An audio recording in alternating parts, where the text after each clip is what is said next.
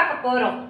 அடுப்பு ஆன் பண்ண போறது இல்ல, ஒண்ணு பண்ண போறது இல்ல. ஆனா ஒரு ஹெல்தியான ரெசிபி ஸ்டார்ட் பண்ண போறோம். என்னன்னா ரொம்ப ஸ்வீட்டான ஒண்ணு, இளநீ பாயாசம். இளநீர் பாயாசம் எப்படி செய்யலாம்னு பார்க்கலாமா? வாங்க.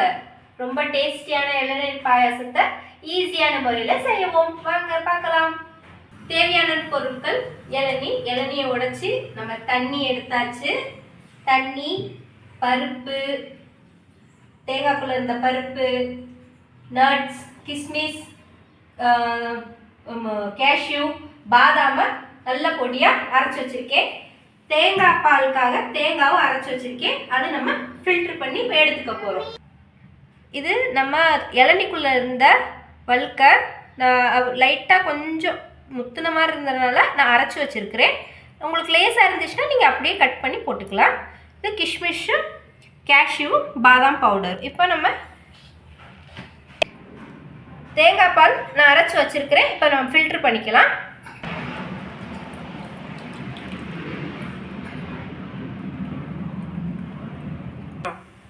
தேங்காய் பால் வடிகட்டி வச்சாச்சு.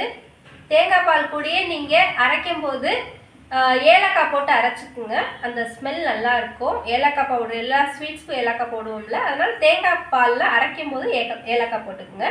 இப்போ நம்ம தேங்காய் பால் எடுத்தாச்சு. அதோட நம்ம இளநீ சேர்க்க போகிறோம். இளநீ சேர்த்ததுக்கப்புறம் நம்ம இந்த வழுக்கை, தேங்காய்க்குள்ளே இருந்த வழுக்கையை சேர்க்க போகிறோம்.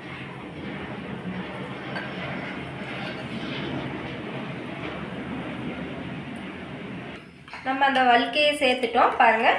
நம்ம அப்படியே ஒரு பல்ஸ் மாதிரி கிடைக்கும்.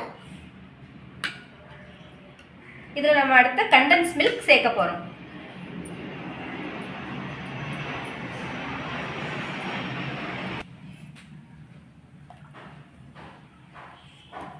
நான் அளவாக எடுத்தால் 2 ஸ்பூன்ஸ் தான் போட்டிருக்கேன்.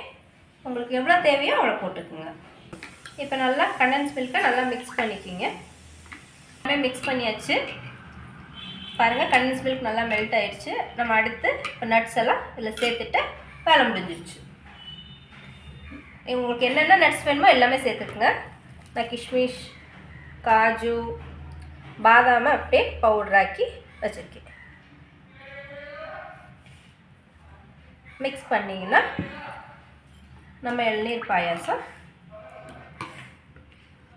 ரெடி.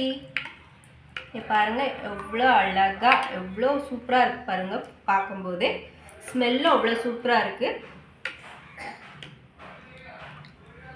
நம்ம இளநீர் பாயாசம் ரெடி ஆயிடுச்சு.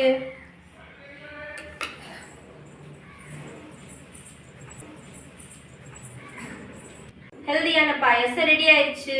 டேஸ்ட் பண்ணி பாருங்கள், ரொம்ப பிடிக்கும். நம்ம இன்னொரு ஹெல்தியான ரெசிபியில் சந்திப்போம். என்னோட வீடியோக்கு லைக் பண்ணுங்க, ஷேர் பண்ணுங்க, மறக்காம சப்ஸ்கிரைப் பண்ணுங்க. எதா இருந்தாலும் கமெண்ட் பண்ணுங்க. தேங்க்யூ.